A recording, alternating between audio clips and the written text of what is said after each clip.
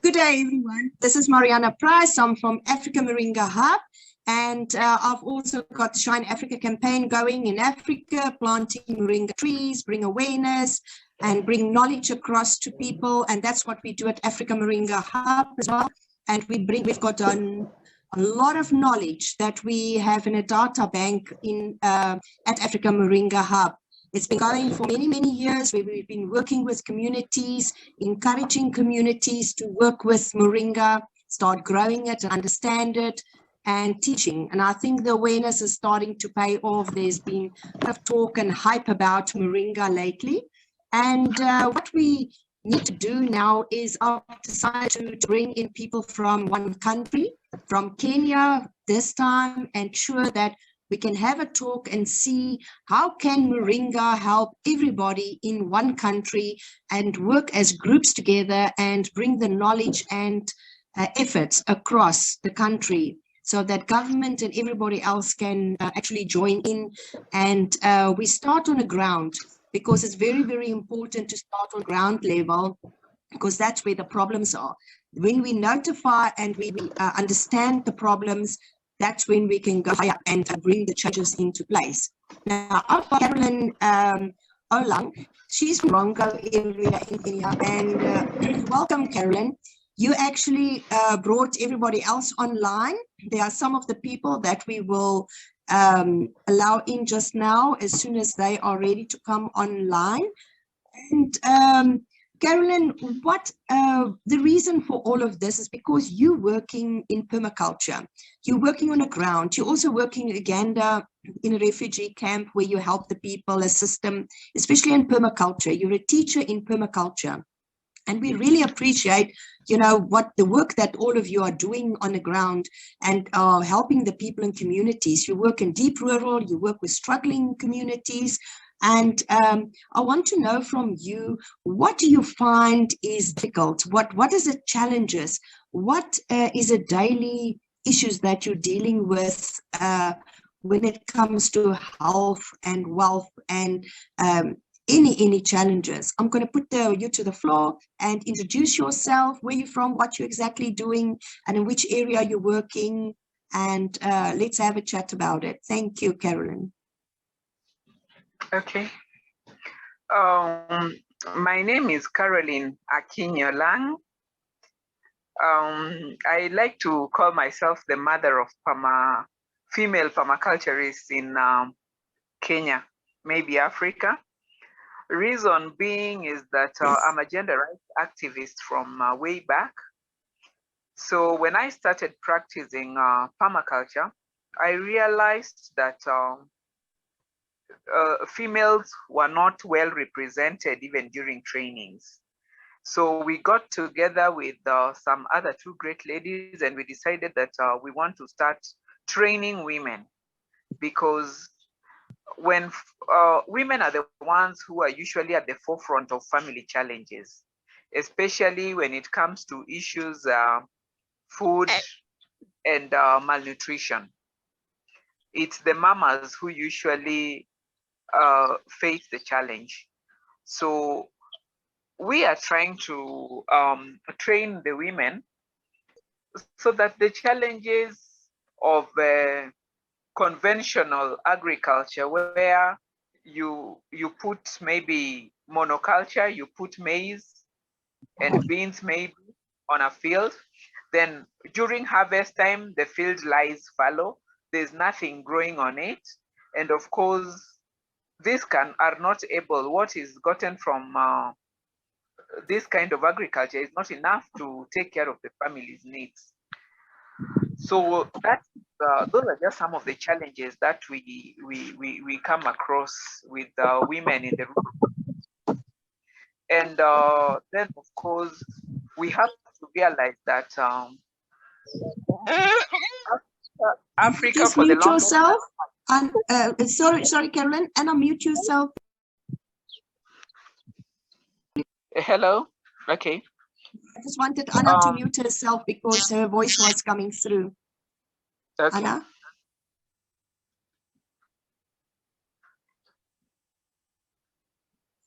Okay, Carolyn, you can go ahead. Another challenge that, of course, we know is that Africa, for the longest time, has relied on rain-fed agriculture.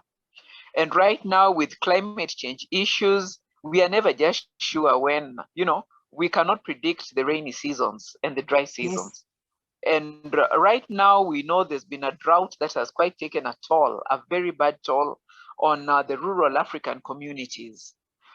So that is a daily challenge that every farmer in Africa faces.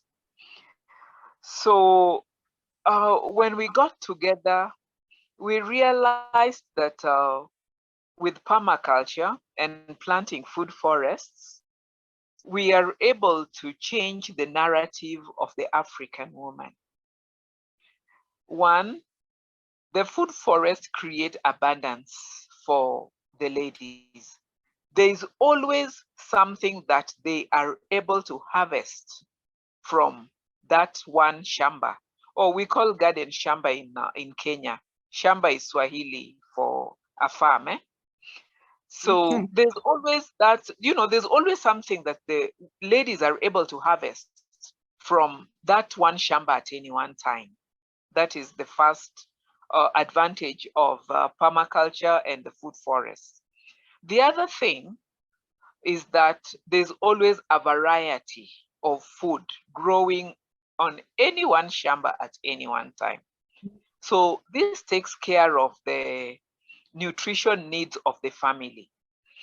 And in the food forest also, when we plant fruit trees, the fruit trees are there for a longer time, and they're able to sustain the family, and the family can sell the excess. So this is an extra income, and it makes a lot of difference in the pockets of the rural woman. So I think that is what we are doing currently.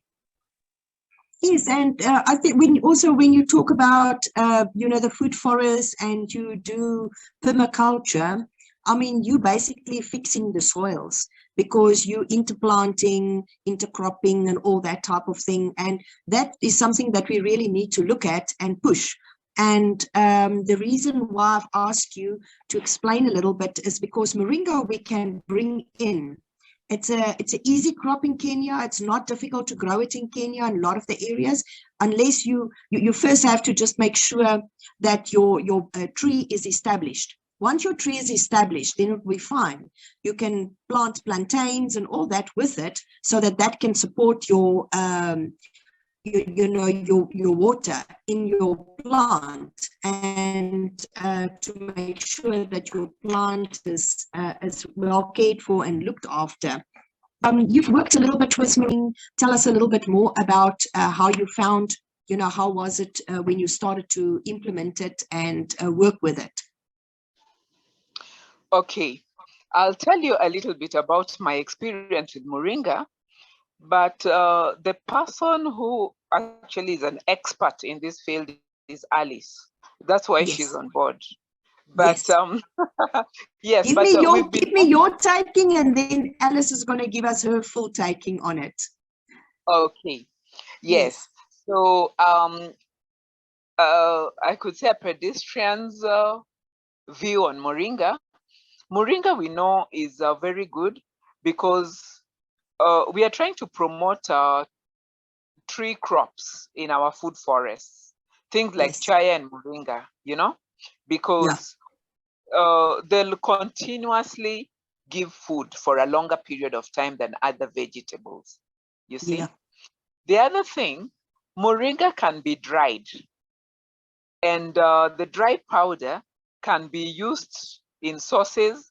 You can even just sprinkle it as an additive on food, and you're able to get the nutritional value of Moringa, you see. So we are encouraging the planting of Moringa in almost all our food forests. Excellent. I'm very proud of you, Carolyn. because it's very important. You know, it's not like we need to now sit down and see how do we start from scratch, you know, with a new plant, a new something that you're introducing. At least the people in Kenya really knows Moringa. The awareness has been there for a very long time. And you're going to tell me, I'm going to speak to Alice first. And then after Alice, you're going to tell me a little bit more about the other food forests that they were establishing. We were talking offline on it, on the other, not the Moringa oleifera, but on the other one. So let me speak to Alice. Alice Mwangi, you are agroecologist and a permaculture practitioner. Will you introduce yourself and tell us where in Kenya you're from and how you operate, what you do on a daily basis, and how you're interacting with the community as well? Welcome, Alice. Thank you, Mariana. Thank you. It's a pleasure to be here. As you said, my name is Alice Mwangi. I'm based in Kiambu, or let's just say Nairobi, because I'm on the fringes of Nairobi, the suburbs. I run Hillside Organic Garden, Kabete. Hillside Organic Garden is more of an inspirational garden for urban agroecology, urban regenerative agriculture, because it's a 1/4 acre in very close to, it's just like 20 minutes drive from the city center, where we practice urban agriculture in terms of small space growing of food items that are required in a basic household, from vegetables to fruits, and it's more of a kitchen garden, but we have also animals integrated. So the way we do it is in the intensity and integration of variety and diversity, together with also small animals. We have rabbits, we have chicken, we have bees, and we have fish, we have worms. So together with vegetable gardens, small tiny gardens that are created to take small spaces, using the horizontal space, vertical gardening, also using vertical space. So that is what we are doing, and also addressing the challenge of poor soils and difficult soils that you could have in urban areas. Like where we are, we had very bad, poor soil in terms of they are heavily leached and they don't have fertility. So we have been working to inspire and show people how they can grow despite those limitations of poor soil and space, limitation of lack of land, limitation of water, and just the fact that you can produce even if you're in an urban space. I just want to ask you before you go further. On you say you work a lot in urban. Did you find that the people in urban are very willing to actually take part in growing any vegetables?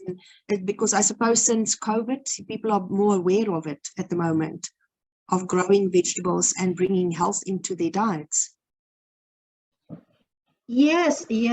I find this since COVID, actually, as you said, people have looked at spaces that they could do gardening in a different way, because you remember with all the lockdowns and all that, it's first of all they were idle. Second, and just growing things occupies your time, and second, they couldn't access food so easily. Movement was restricted.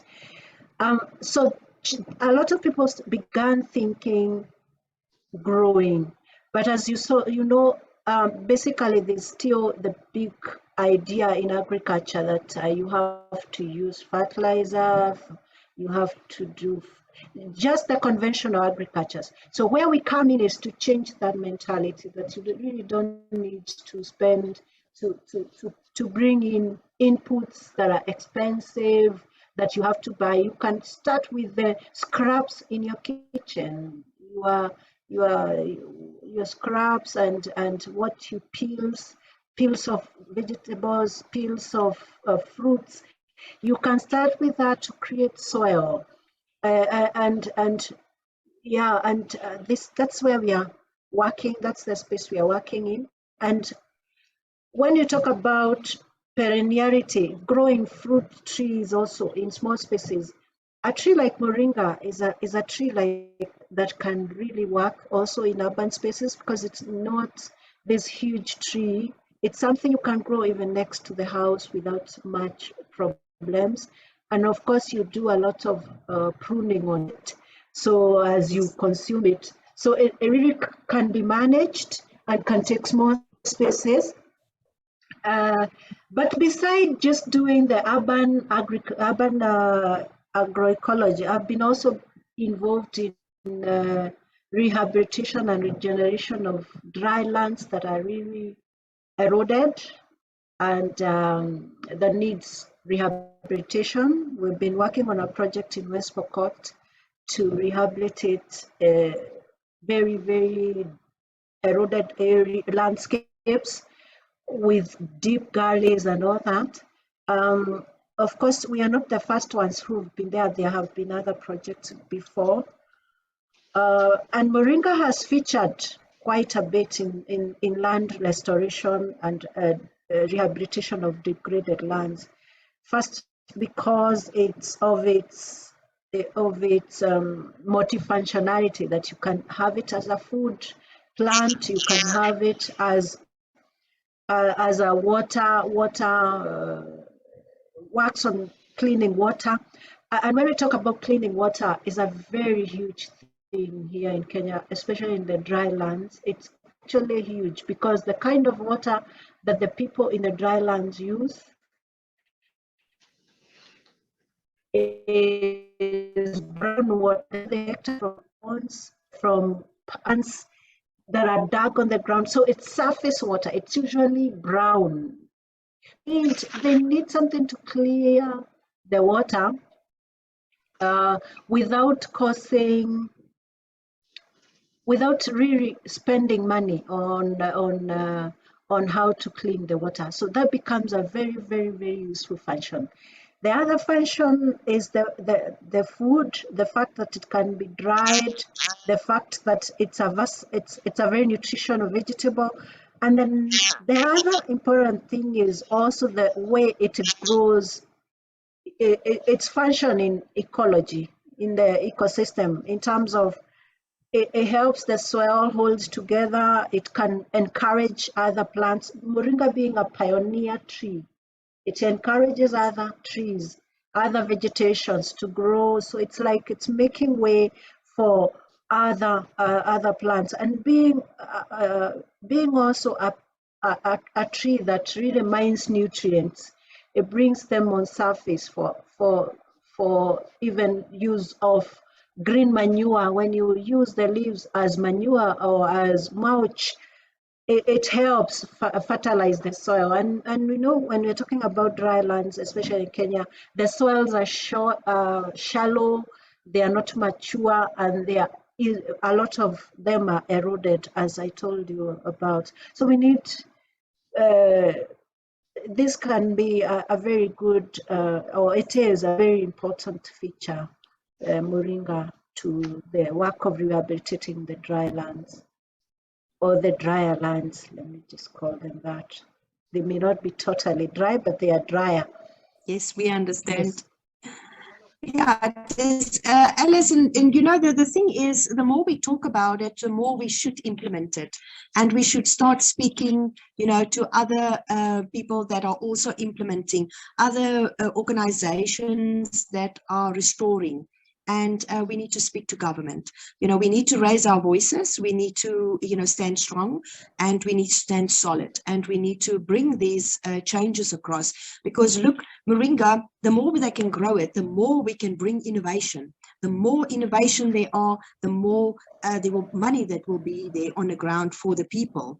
And people are clever out there. They're not, they might be sitting rural and they might not have access to anything, but believe me, they are big innovators, and we need to give them a chance. And I think what we need to do is we need to make sure that people have the knowledge, especially when it also comes to the health. We've spoken now about permaculture, how you involve it in permaculture, and how you involve people to start growing it in their crops, intercropping, and also restoring the soils, restoring the water. And it can be used as an animal fodder as well. Animals are growing very well on it. If you can look at any animal that use moringa, they are just performing, so much better and healthier. And you save a lot of money on expensive medicines that might not even be good, for an animal to use, so that when the after use of a human don't get sick from, the wrong medications, because normally people don't take their animals off medication. They're supposed to take them off the medication if they're sick before they slaughter. But we know in the reality, people are not doing it. And moringa is an easy plant to grow. It's not very difficult to grow. I mean, I've got there's a lot of farmers in Kenya that we work with, and they all grow it very, very easy. We need to bring it into school programs. I know Mutuku, and there's Philip, and there is Simon. They're all working. There's many, many, many of them in Kenya that are working a lot with the schools, and where they bring the knowledge across, because, I mean, moringa heals over 300 illnesses. Moringa's got everything that's needed, to restore ecosystem and all that. Carolyn, you spoke a lot to Hilda and Jessica about nutrition. You guys had discussions, and even in the training parts, you come across a lot of ill people, and they're always looking for solutions. What can they do? And once they're ill, they can't really work. And give me a little bit more on the, especially you work in Uganda as well. You may talk about Uganda, where you work in the camps there. You can tell us a little bit more on that, please. Okay, thank you very much, Mariana.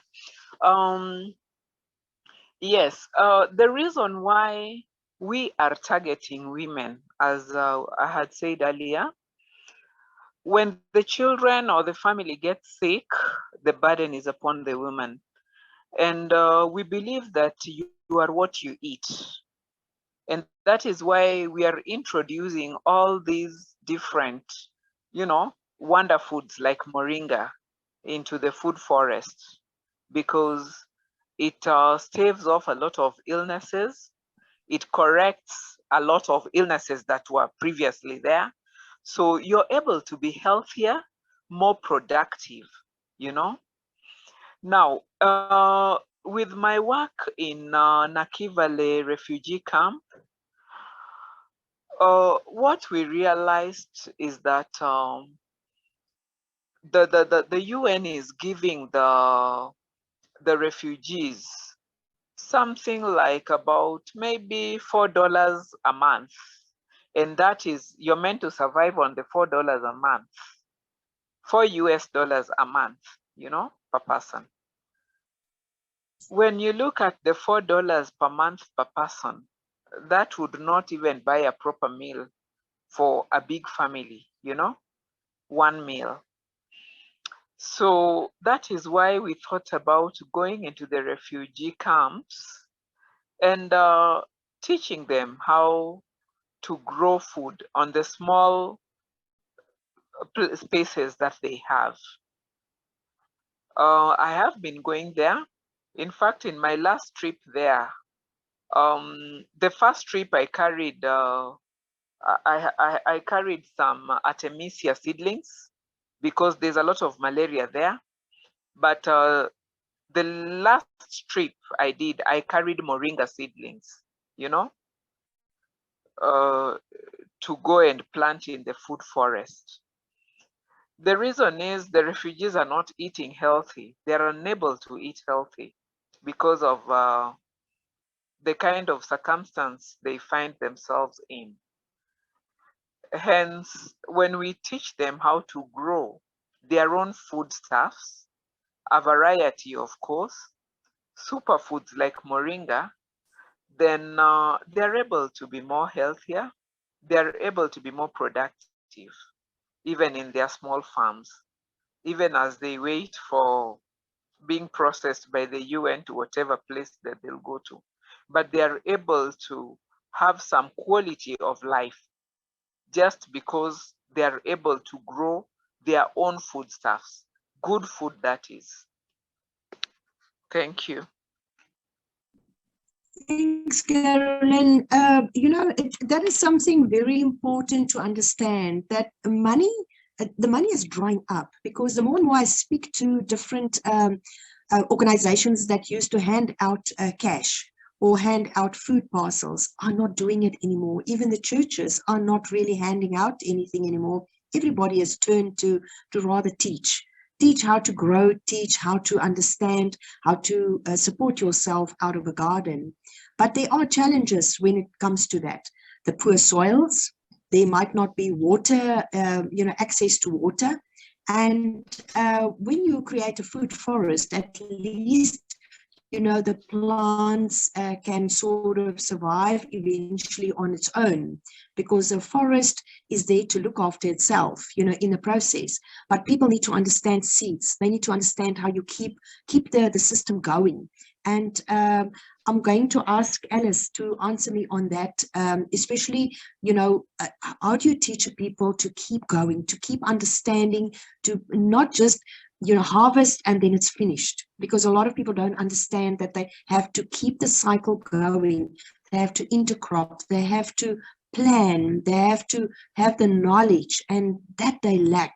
And it's people like you that brings the knowledge across, but obviously only for the people that can afford to pay you to teach the knowledge. Are there other systems in place from government or anyone else that comes in and support you financially to actually go out and teach? Alice?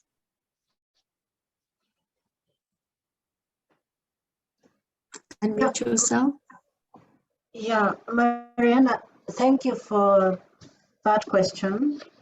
Yes, it's now time when the UN and everybody else who is in the humanitarian and development focused on training and capacity building among the rural people, especially in the remote drier lands, because surely handing handouts and cash and food that's already has been working, but it's not been sustainable, and it's actually been short-lived. That means it's a short-term intervention. But when people, their capacity is built, they're able to produce for themselves. But one of the challenge that we find in the field is mostly to do with culture.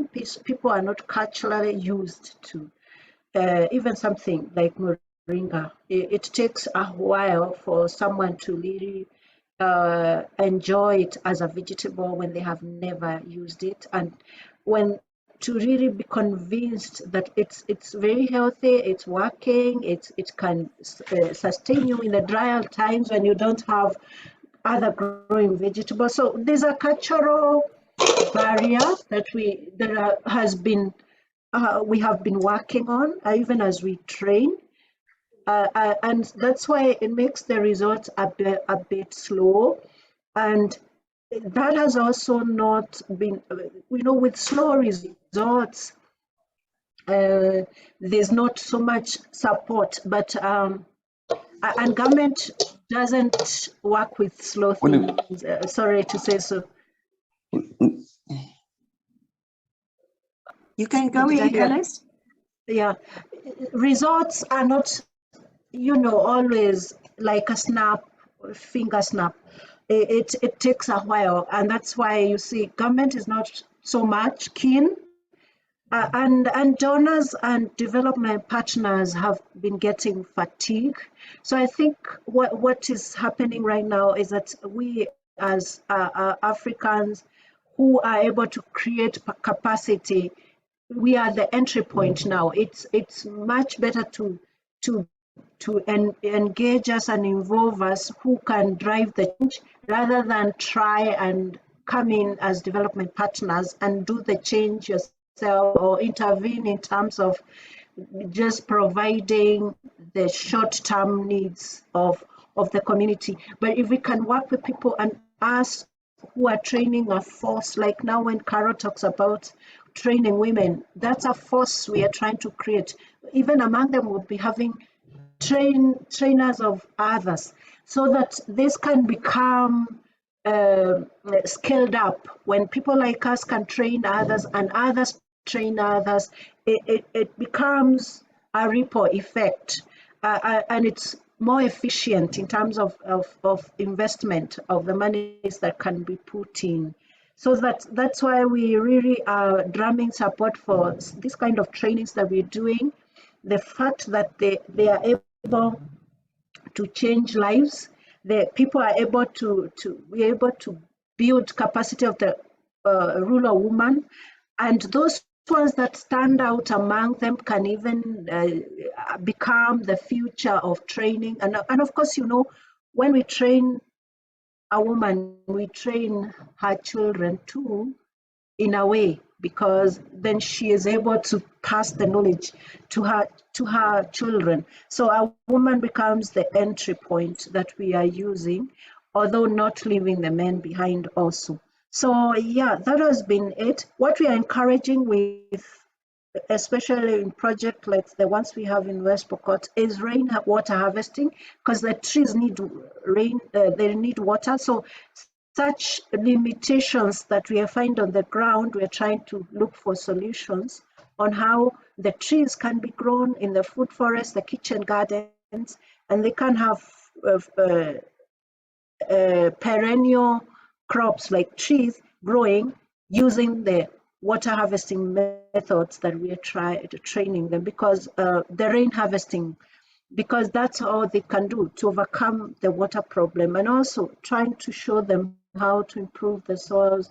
Just so many things that surround the production they need to do, the limitations that they face, trying to show them it is still doable. Thank you, Mariana. I hope I've answered your question. Yes, no, I agree with you. It's very important. I'm glad that you mentioned water foresting, because we need water. We need to know that the people understand how do they collect the water, how do they plant to make sure that their plants, you know, look after each other. And because obviously if your soils are healthy, the sponges will be there that will absorb, you know, the water from down under, and it is, and the one plant supports the other plant, and they bring shade as well. And we need to encourage them to plant not just moringa, but the nut trees, fruit trees. So there's a variety for the health. And then herbs. Herbs are very important as well. Carolyn, I want to talk to you a little bit more about the health side as well. As you were training everywhere, I mean, you see in the refugee camps in Uganda where you're working, you see on the ground in rural where you are working as well, that the health is not, people are not healthy. They eat a lot of starches and they're not bringing enough vegetables into their meals. Are you working with a nutritionist as well? Are they bringing enough of encouragement, you know, to start including other meals and other type of cooking methods? Because I find they overcooking the food. You know, it's like always fried and it's like overcooked forever on the stoves. So they're using a lot of wood burning and all that. What can we do? What are you guys implementing in your training to actually help with that part? Thank you, Mariana. Yes, but mostly the health challenges we saw was especially amongst the children. I'm sure the current data says 1 in every 5, I think, child dies in Africa before they reach the age of 5. Yeah. And mostly it's because of malnutrition. Yes. Yes, so those are some of the challenges that we really want to change that. And we tell the mamas, as we are creating the food forests, we have all these so many different varieties of vegetables, and most of them mature at different times. So there's always something to put on the table for the children. So that is, I would think, the first success we have with the food forests, in that the family is able to feed well and have a variety of foodstuffs, as opposed to conventional agriculture, where you have monoculture, so you produce one item and that is what you eat. Then when we are usually training, we usually have, yes, a nutritionist, and we have somebody teaching on alternative medicine. And when we talk of alternative medicine, we tell the people that what you eat can either make you ill or make you well. So we tell them that they should eat healthy. And most of the foods, if preferable, should not be cooked. If they can manage to eat just simple salads like carrot and cabbage, it stops acidity, and you're able to be healthy. Those are the kind of trainings that we undertake. Another thing is that we teach the women also, like the use of firewood. We have the improved cook stoves, whereby it is not so smoky, because when they use the fireplace and firewood, they have a lot of chest problems because of the smoke. So we have the improved cook stoves, which use less firewood. And we teach the women also that you can harvest firewood, by trimming the trees, not cutting down whole trees or whole forests, because this further leads to loss of trees and contributes to the negative climate change. So those are some of the things we are doing. We are also showing them how to make charcoal briquettes from waste, just cow dung and biochar, such like things. We are able to, they're able to do that. Another thing that we also teach them how to do is the solar ovens or cook stoves. Africa, being that most of the time the sun is shining, with the use of the solar cooker, you are able to cut down on the use of firewood by about 60%, believe me. So these are all healthy ways of an alternative lifestyle, the permaculture lifestyle, whereby you use what is around you positively. And another thing, you recycle all the waste that is around the that you use within the family systems, so that nothing gets wasted. Like the cow dung can be used to cook food, it gives very good flame, very good heat when you use it with biochar or charcoal waste. So you see, you reduce the cutting down of trees. There is so much that we usually teach the women, so many different ways. And all these things, when you look at them in a holistic way, they contribute to a positive change in the lifestyles of the women once they're adapted. Yes, and it's not just for changing their lives. It's also You teach them how to make compost, how to make also, you know, to cover with grass and all that, so that the moist don't evaporate out of mulching, you know, on their plants. Yes. You know, all those things actually are good teachings to teach them how do they save the water, how do they harvest the water, how do they understand the cycle, so that it's a whole, you know, circle that they move around, and to bring the health. And then on top of it, if they've got enough in access, then they can actually swap around, they can sell it, but at least we know they're self-sustainable and they're healthy.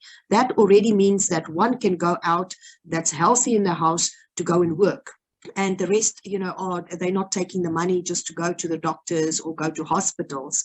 And that is something that's very, very important that we need to teach, is where Moringa can bring in the health for, you know, all these communities, and how they can also make soaps, you know, with the Moringa. They can, if they've got the trees with the oils, they can harvest the seeds. I mean, that can also help to add, if there was sunflower, they can mix it and have some cooking oils available. And I know you do all that in the teachings. It's a very big, you know, teaching that you are doing. And I don't think people realize, in the past, people were thinking that permaculture was just, you know, for when you love the soil and when you like to work in the ground and all that, and you're a homestayer and all that. But I think it's changed. It has changed so much that it can change, you know, a country around. And if you add Moringa to it with all the other health plants, you can really, really make sure that the whole country can benefit from it. But we need to get the governments online. Tell me, I think, Alice, tell me a little bit more for in urban. You work more in urban or close to urban areas. Have you seen a change? Have you seen people actually want to bring the change into their lives? Are they reaching out to the people in small, you know, outer communities, or are they still just focused to get the health foods from the shops?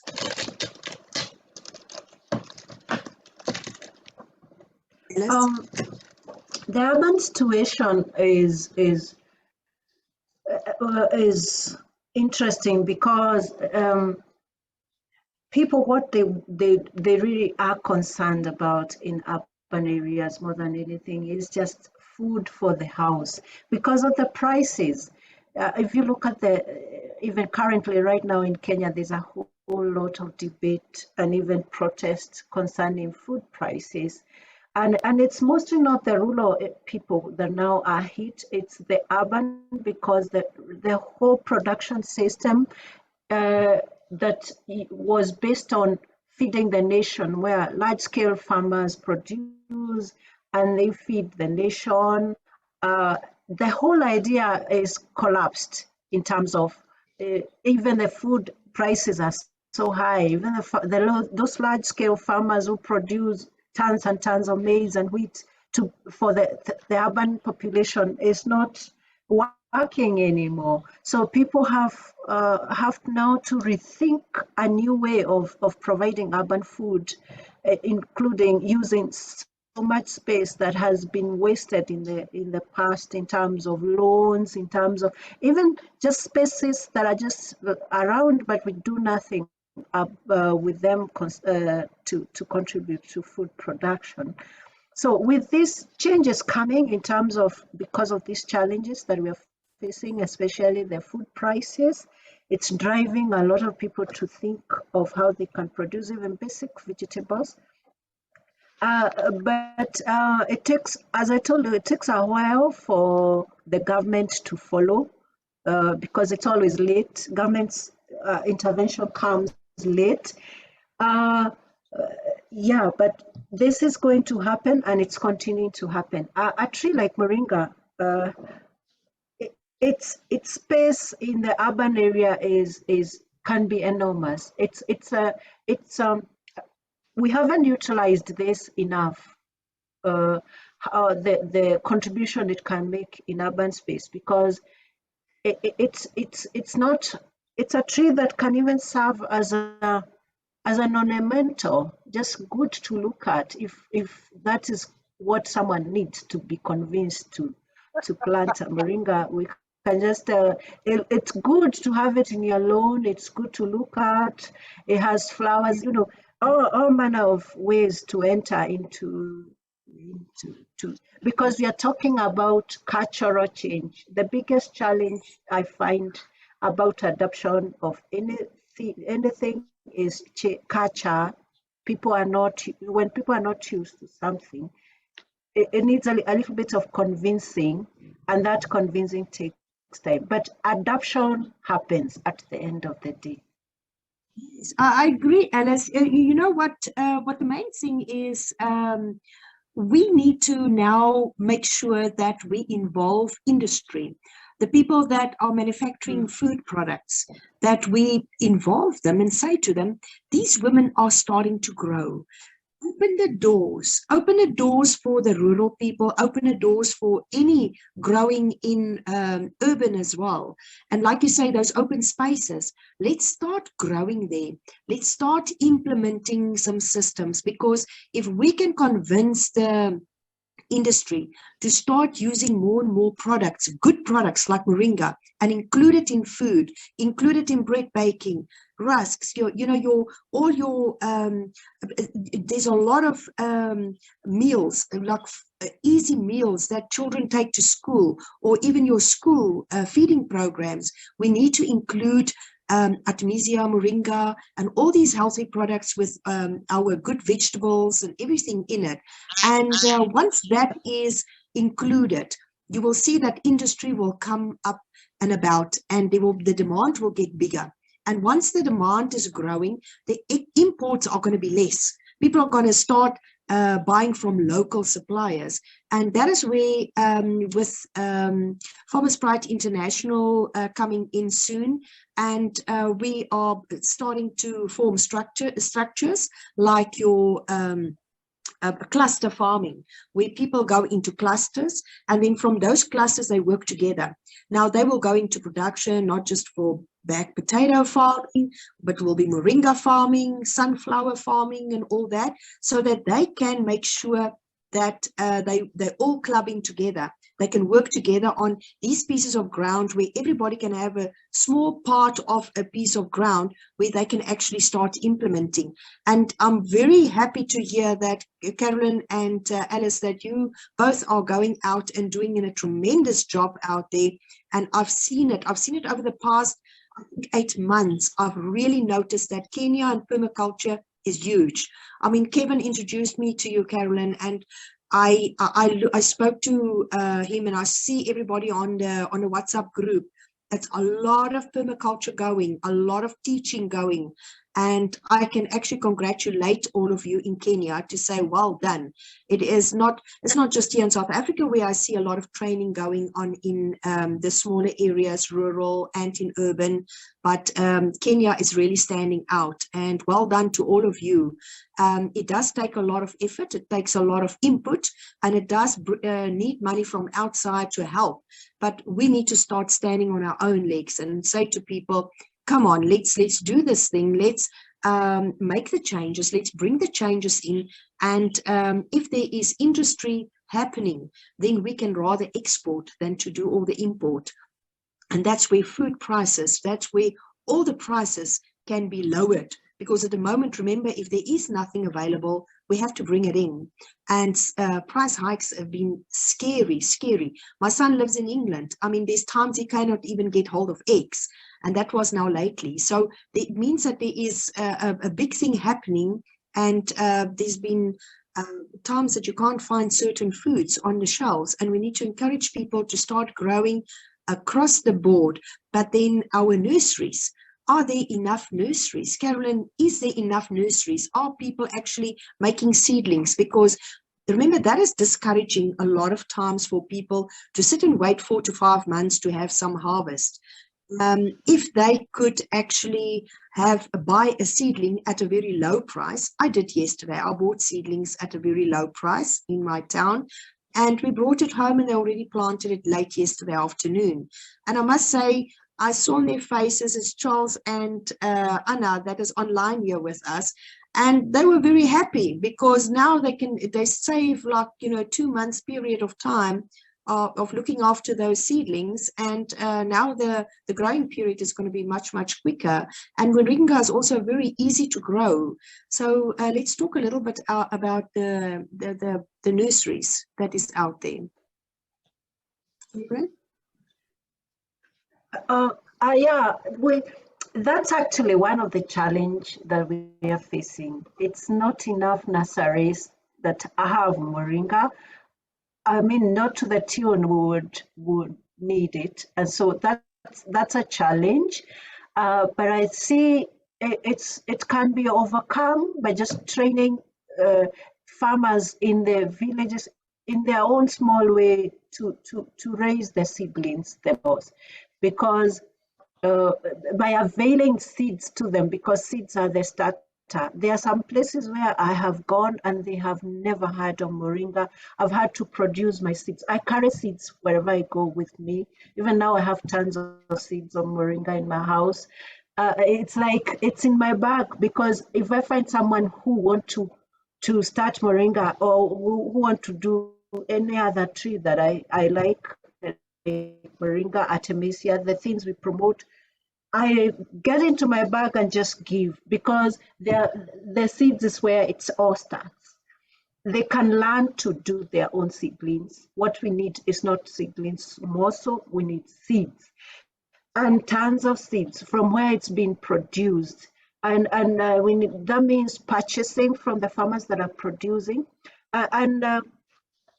It may look like something obvious that there will be seeds, but I tell you, it's enough seeds that we have, simply because even those ones that have seed, the demand is so high. There are farmers in places like Makueni, where I've been there and I've visited many moringa farmers. They are producing a lot of moringas there. But companies like Lash buy the seeds in, they're not even enough. So the farmer does not even think of saving the seeds for the next farmer, or for starting a nursery.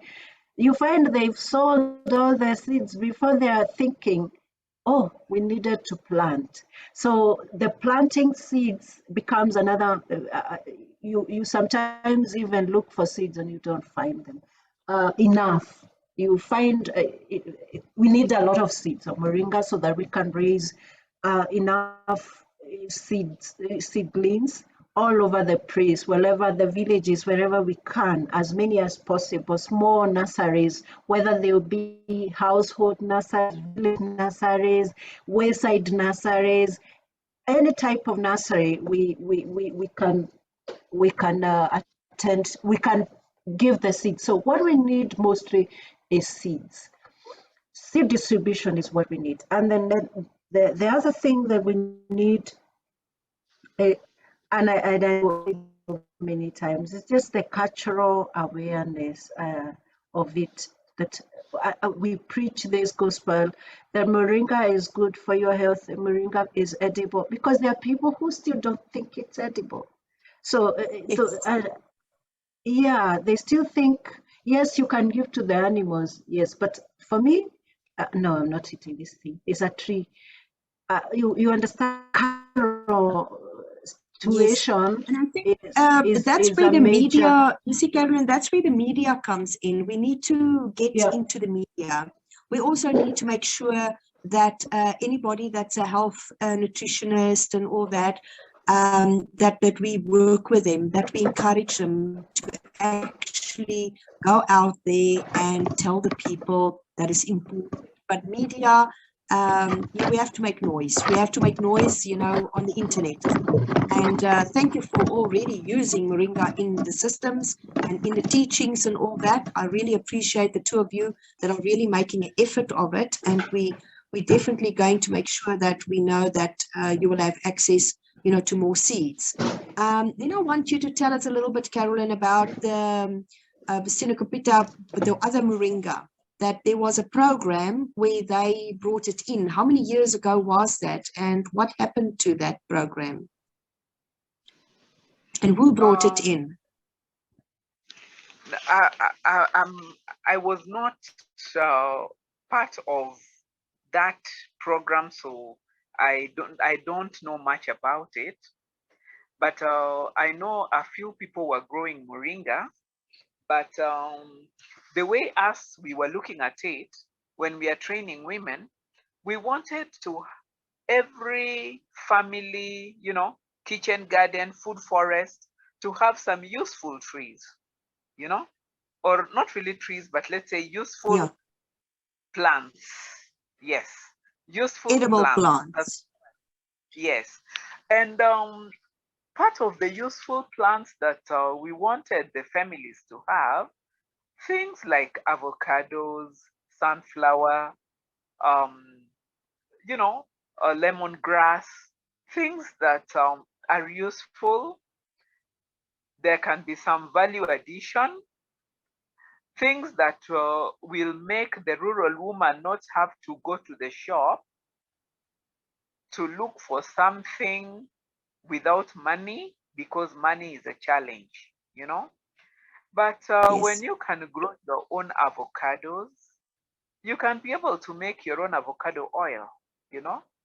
So you don't have to go and buy Vaseline from multinationals, you know. You know the cost of Vaseline, yeah.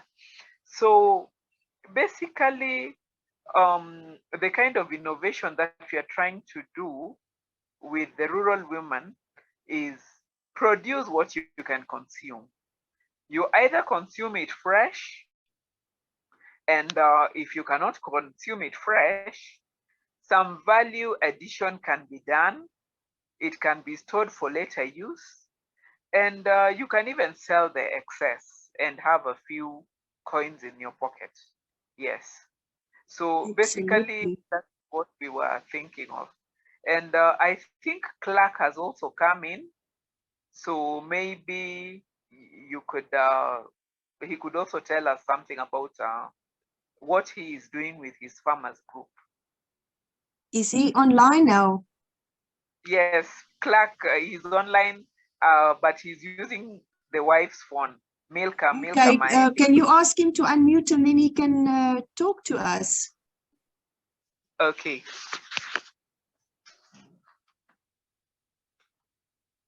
Let me just give him a call. Clark, are you there? Clark? Hello, Clark. Ebu, unmute, and then you talk to us. Yeah. Yes, okay, Clark, welcome. Welcome, Clark. You're a farmer from Kenya, and you can tell us a little bit more about what you're doing and your experience and what you've heard about moringa and how you would want to include it into, you know, your farming or animals that you want to feed. Let's hear from you. All right. I'm a farmer from Kenya, and over the past years, more than 5 years, I've been practicing tree nursery. So I raise seedlings, and moringa is one of them. So the reception of the rural farmers that they don't know much about it, but we have encouraged them to use it as vegetable. Because of the climate change, you find that there are times that the place goes so dry, but moringa can withstand the dry spell for a longer period.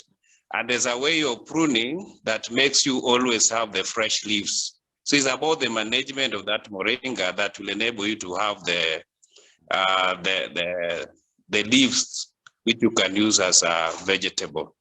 Yeah, adoption is slow, but because of health issues also, people are really adopting it. And there is also a program that we are teaching how to do a green wall, how to fence your farm.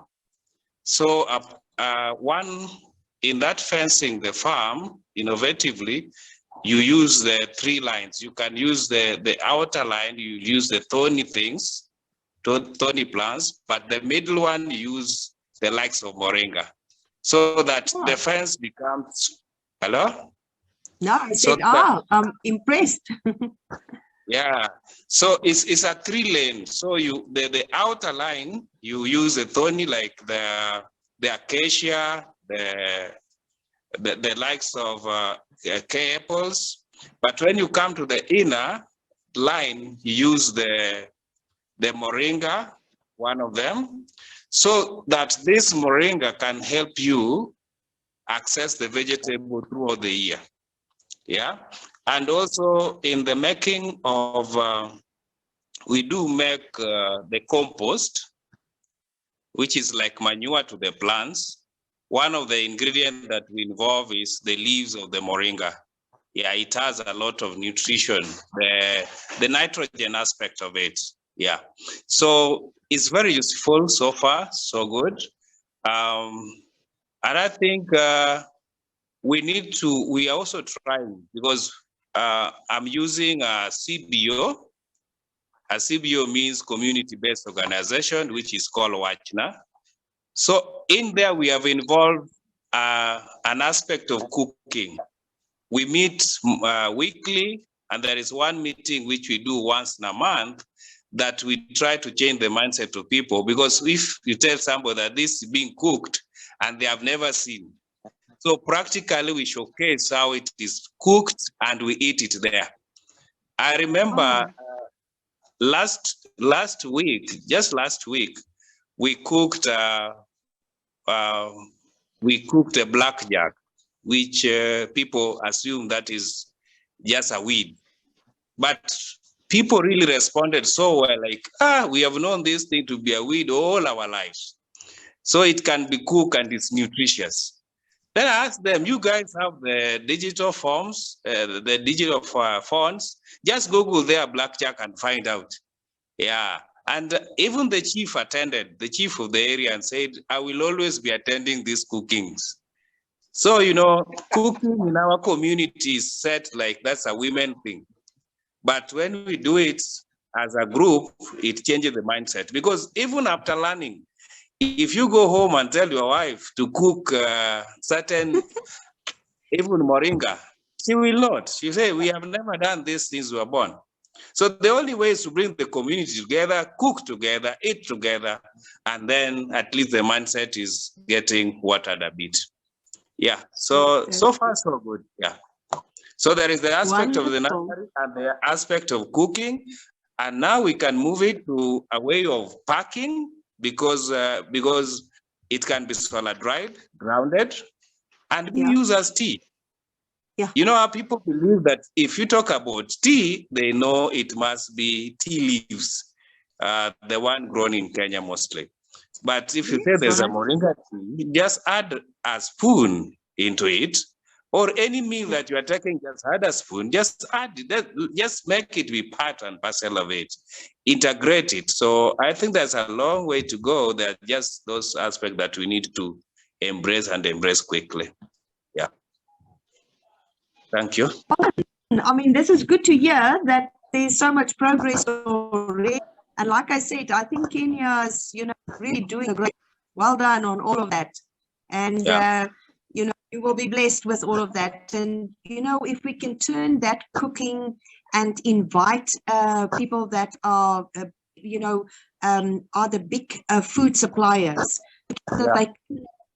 because if they can come and attend it, or get it on the radio, on the television, because once they see it and they engage in it, I think they will create demand. Because remember, if there's a demand, you're going to have to grow. You're going to have to make sure that those seedlings that those trees are getting planted fast. Lucky Moringa can grow very fast. So that will mean money for the communities, and health at the same time. So it's health and wealth. And it's up to all of us to keep going, to keep pushing, and to make sure that all this falls into place, and that the innovation part, because without the innovation and the passion, because you are creating by having those cooking classes, it is passion that you create. And through that passion, remember to make sure that the children are involved as well. Go to the schools, invite the class to say, come and take part in it.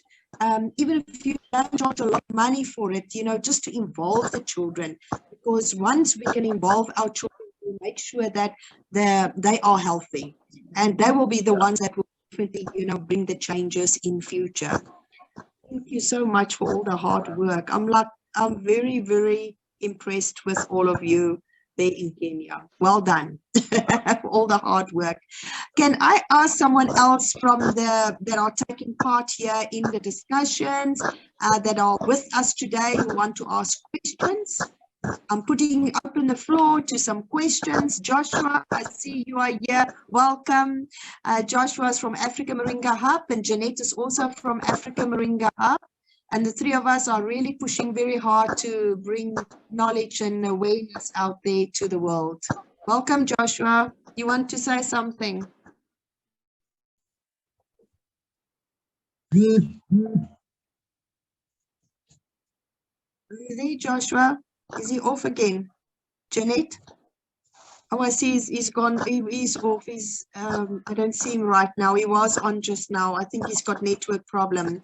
Charles, Anna, anybody else? Yonita, anybody else want to say something? Ask questions?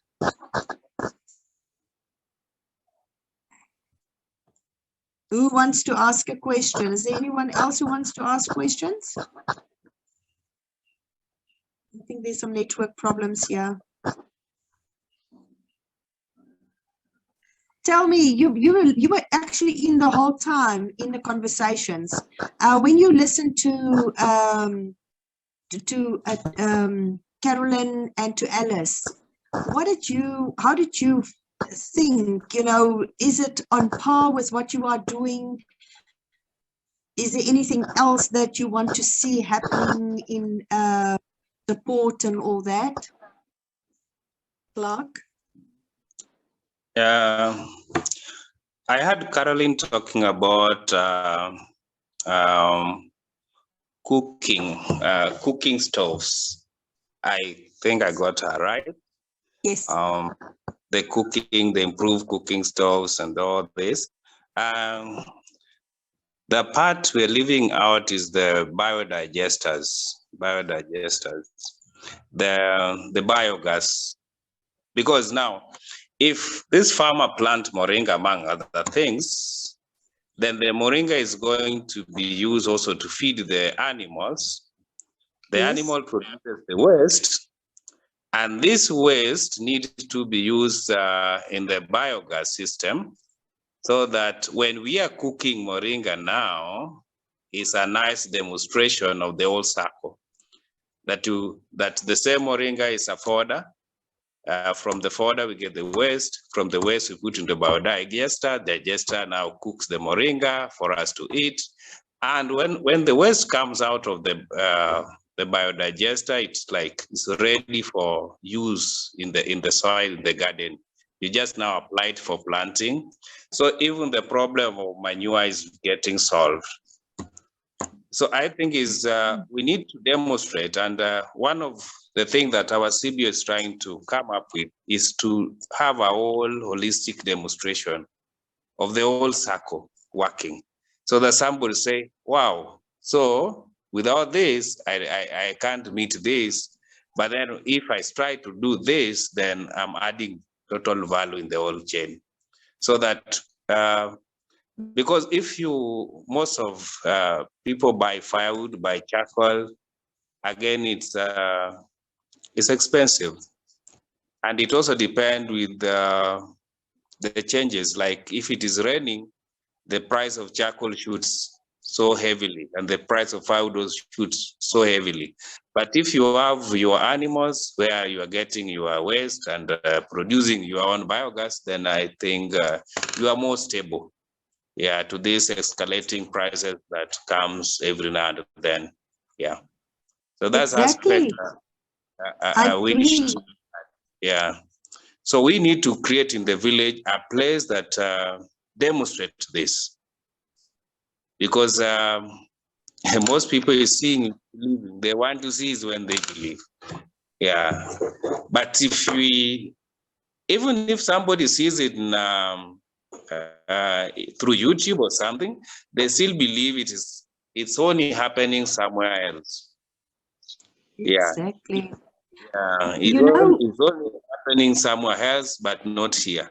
But if we do it in the rural setting, then the person see it is the same soil which has produced this and it is working here. So then, wow, we can adopt it. I know it. Yeah, so it's a journey, and we wish to walk it. We have resolved to walk it. I agree, Clark. And you know what you're talking about is we have to create these hub farms.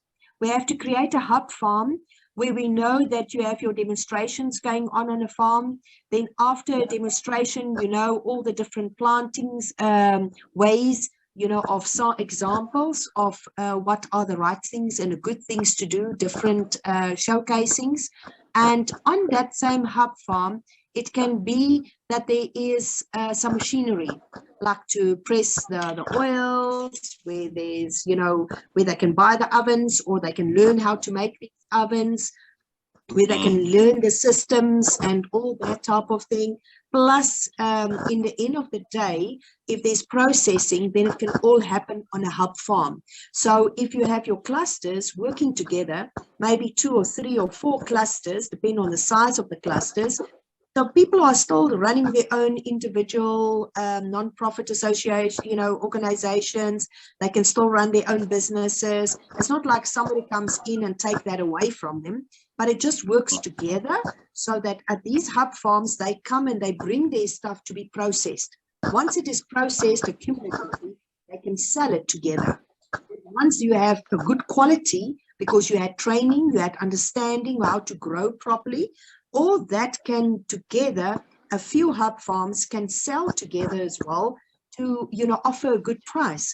And that is where, you know, you can create other demands, and where you can actually know you can buy from each other in order to manufacturing, put it into value-added products, and people at least will know that there's communication between the people. It's not like they have to challenge between 1, 2, or 3 farmers. They can actually, the small farmers, the small scale farmers are going to become stronger and stronger because they're going to start working together. And for all the training that all of you have been doing, this is now at a stage where it can already be implemented. When a lot of other countries, it's not been so far progressed. So it means that the progress has still got to happen. And you have already achieved this. So you are one of the leading, you know, countries when it comes to rural upliftment, rural implementations, and especially by the strong permaculture implementations. Caroline, what do you think, what I'm telling you and what I see, what can happen now in future? Actually, what you're saying is very true. You know, I work more with women, and I wanted to tell Clark that culture, especially Clark, comes from the same ethnic, you know, as affiliation as myself. We are Luos. We know that with the Luos, women usually don't own cows. You know, there's still that cultural difference. And for biodigesters, you need at least a cow or a pig to begin with. So we've just started training women of recently. So we are still dealing with the small stuff that they're allowed, like cows, like chicken, cuckoos, you know, and the children can keep rabbits and stuff. But yes, that's a challenge. It is something that we need to think about. That we need to think about empowering the women so that they can be able to have a cow or two. 2 cows is enough to run a biogas program, you know, that can cook all the food in the family and even do lighting for the house. Yes. Mariana, step by step, bit by bit, we are slowly and surely getting there. Thank you. Thank you very much. And Alice, have you got something more to put to the table today?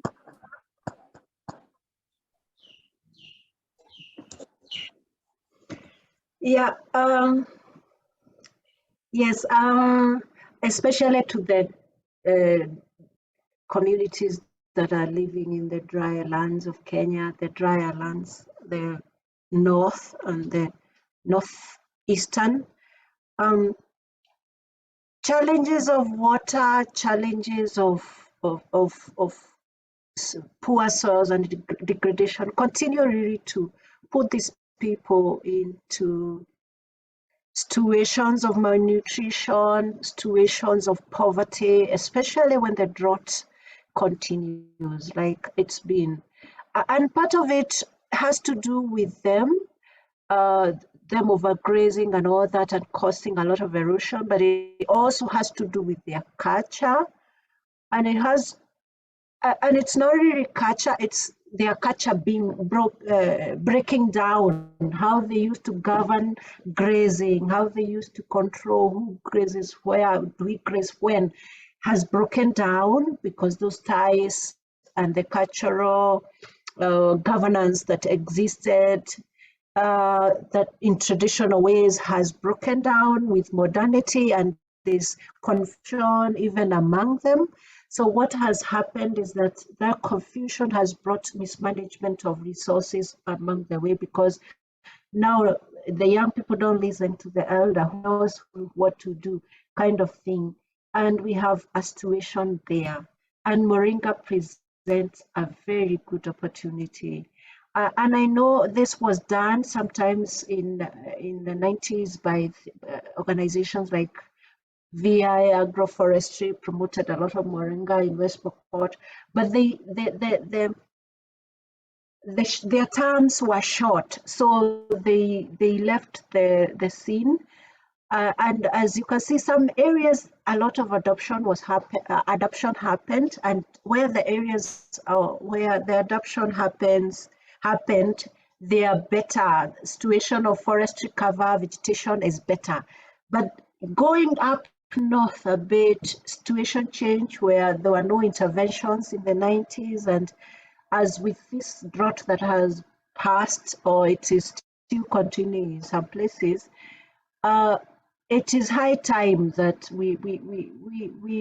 whoever we ourselves, the change movers and our supporters, we need to really look into these areas to promote these vegetables, tree vegetables, let me just call them, tree vegetables like Moringa, and Baranites. There they eat, Baranites objectica is a very important tree also there.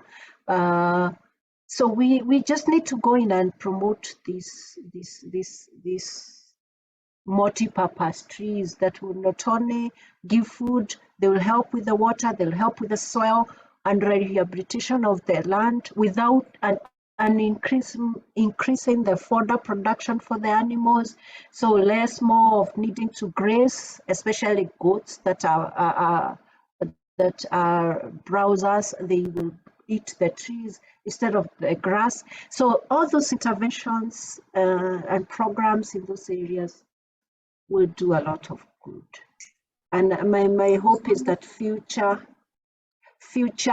people or development partners, ourselves, we are all looking to see what we can do in those areas.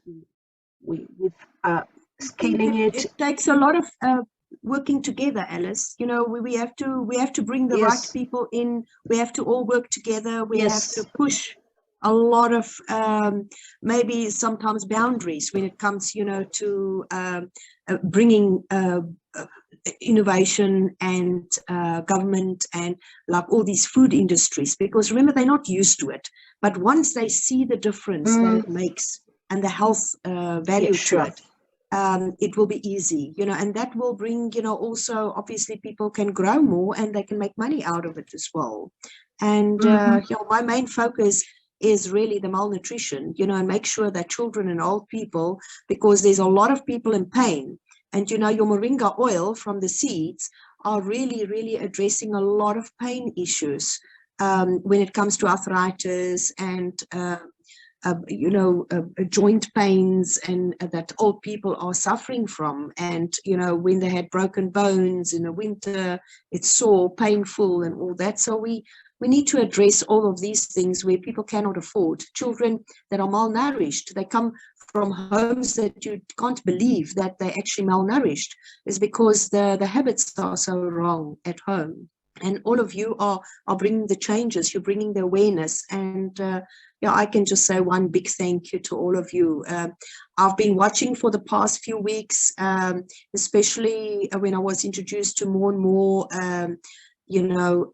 organic growers and to permaculture teachers and all that. And my mouth is just, hanging open. And I just say, wow, this whole country is, on such a positive.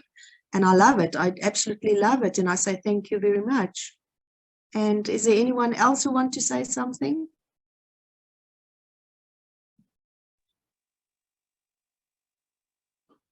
No one else want to comment on it? We're going to record all of this, and we're going to put it into online. And we'll obviously, people can comment then from there, and it will always be available, all this talk. And I say thank you very much to Carolyn, to Alice, and also to Clark that came online, and our nutritionists that are in the background working, with all of you. We say thank you to them as well. Jeanette, thank you very much for all your taking the videos today and to make sure that it gets posted and all that. And thank you very much. And I'm going to close off. Thank you very much for taking part in this wonderful conversations. Welcome. Thank you very much, everyone. We will have a chat offline, but go well, and may you be blessed, for all the hard work that you put in. And from Shine Africa and from Africa Moringa Hub, I say thank you very much. And I will definitely make sure through Farmers Pride International, we will, launch big changes in actually the training as well. But we obviously going to work with all of you trainers. It is not like we want to come in and do all the work. We're going to also just train you all up to make sure that a lot more and for action. And I'm looking forward. I will most probably be soon in Kenya, and I'm looking forward to it. Thank you very much, and have a pleasant time. Bye. Thank you. And thank you.